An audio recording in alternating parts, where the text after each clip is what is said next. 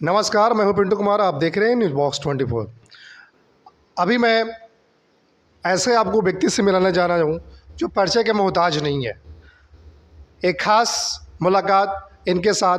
सबसे पहले मैं बता देना चाहता हूं कि राजनीति विज्ञान के मसौढ़ी के स्कॉलर विद्वान शिक्षक डॉक्टर राजीव रंजन कुमार सर ने भारत की प्रतिष्ठित परीक्षा जो विश्वविद्यालय अनुदान आयोग यूजीआई द्वारा आयोजित होती है, उस एनईटी परीक्षा के राजनीति विज्ञान में 5 बार तथा शिक्षा शास्त्र में 1 बार उत्तीर्ण किया है। आपको बताते चले कि राजीव सर ने राजनीति विज्ञान शिक्षा शास्त्र के अलावे कानून यानी लॉ को भी पढ़ाई की है पटना विश्वविद्यालय से। तो मैंने जो आपको बताया, हमारे दर्शक जो सुन रहे होंगे, आपने देखा होगा किसी पर्चे के मोहताज नहीं इतनी सारी डिग्रियां एक व्यक्ति कैसे ले सकते हैं। तो आइए इन्हीं से जानते हैं कि इनकी तैयारी कैसी रही और ये किस तरह से आगे बढ़े। सबसे पहले हमारे चैनल में आपका स्वागत है। और सर बताएं हमारे दर्शकों को कि आप इतनी सारी डिग्रियां ली हैं, कैसे तैयारी रहा आपको? धन्यवाद भारती जी।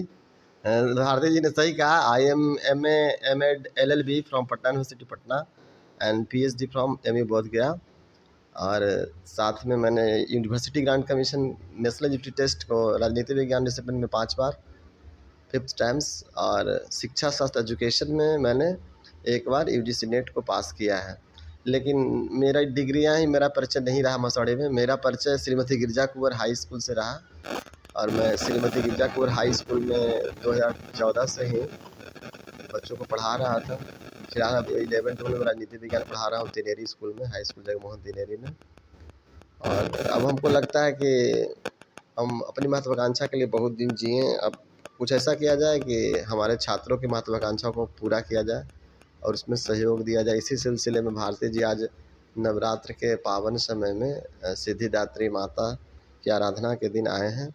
और और आपने सर इतनी डिग्रियां हासिल की हैं, तो सर इसके बारे में बताएं कैसे तैयारी रहा आपको, क्या चुनौतियां रही आप? बस लगन धैर्य के साथ अपना काम करते रहे हैं, पढ़ाई करते रहे हैं, नामांकन के लिए प्रवेश परीक्षा देते रहे हैं। प्रवेश परीक्षा में उत्तीर्ण होने के बाद नामांकन लेने के बाद वहाँ प्रोफेसर सर के द्वारा जो लेक्चर हुआ, उस लेक्चर को सुना गया, ध्यान से परीक्षा में बैठा गया। पटना विश्वविद्यालय में दरभंगा हाउस है, डिपार्टमेंट ऑफ पॉलिटिकल साइंस वहाँ है, वहाँ से पोस्ट ग्रेजुएशन की कक्षाएँ की। फिर पटना ट्रेनिंग कॉलेज है, वहाँ से BEd। फिर डिपार्टमेंट ऑफ एजुकेशन है पटना विश्वविद्यालय में, वहाँ से MA। फिर पटना लॉ कॉलेज है, वहाँ से LLB।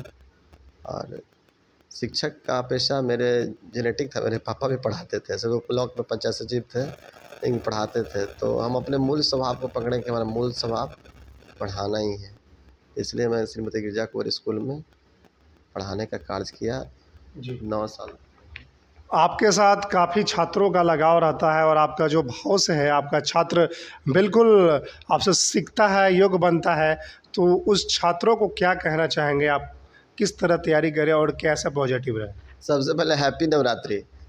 अभी दशहरा का समय है, दशहरा खूब एंजॉय कर लेना है, खुशी मना लेना है, लेकिन अपने संकल्प को नहीं भूलना है। सिद्धिदात्री माता है तो अपना सिद्धि को स्थापित करने के लिए सबसे पहले संकल्प होना जरूरी है। और संकल्प आप लीजिए, जहाँ तक संभव हो हम अपने छात्रों की मदद करने की कोशिश करेंगे। अगर राजनीति विज्ञान विषय में किसी को BPSC और UPSC ऑप्शनल पेपर के लिए मदद की ज़रूरत होगी, पढ़ाने की ज़रूरत होगी, तो मैं उसके लिए उपलब्ध हूँ, फ्री ऑफ कॉस्ट उपलब्ध हूँ। ठीक है। और मगर मेरे बच्चे इस बात को सुनते हैं, क्या कि हम यही महसूस किए हैं कि बच्चा लोग बहुत प्रतिभाशाली बच्चा सब था 9, 10 में, 11, 12 में भी।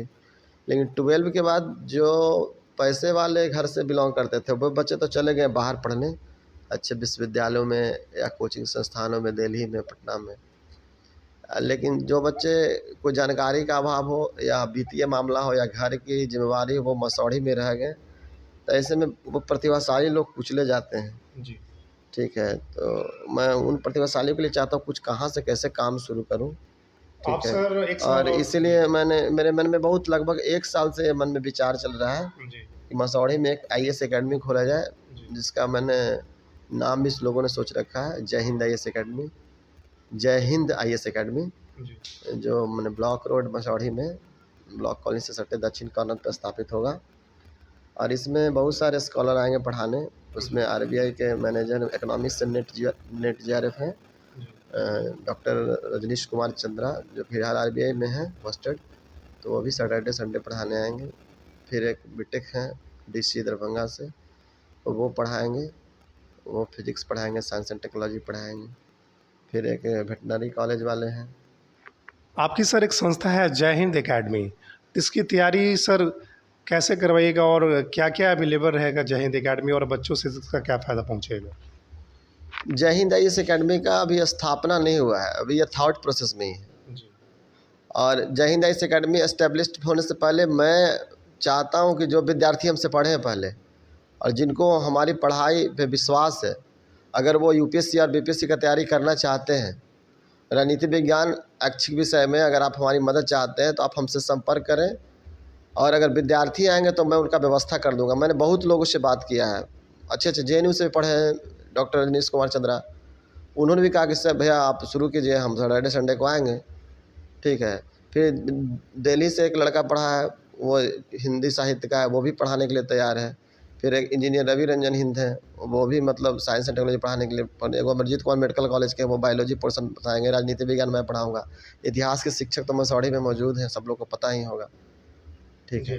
यानी आपका जय हिंद एकेडमी जो संस्था है वो प्रोसेस में है और सभी लोग सहयोग करने के लिए आपके तैयार है, और इससे काफ़ी छात्रों को मदद मिलेगी तैयारी के लिए। खास करके गरीब और मेधावी छात्रों के लिए खोला जा रहा है, जो बाहर नहीं जा सकते हैं, जो मतलब दिल्ली नहीं जा सकते हैं, जो पटना के उच्च धनी फी वाले जो कोचिंग संस्थान है वहाँ नहीं जा सकते हैं। खास करके लड़कियाँ जिनको बाहर नहीं जाने के लिए गार्जियन अलाउड किए हैं, अगर वो प्रतिभाशाली हैं तो पहले एक टेस्ट आयोजन होगा।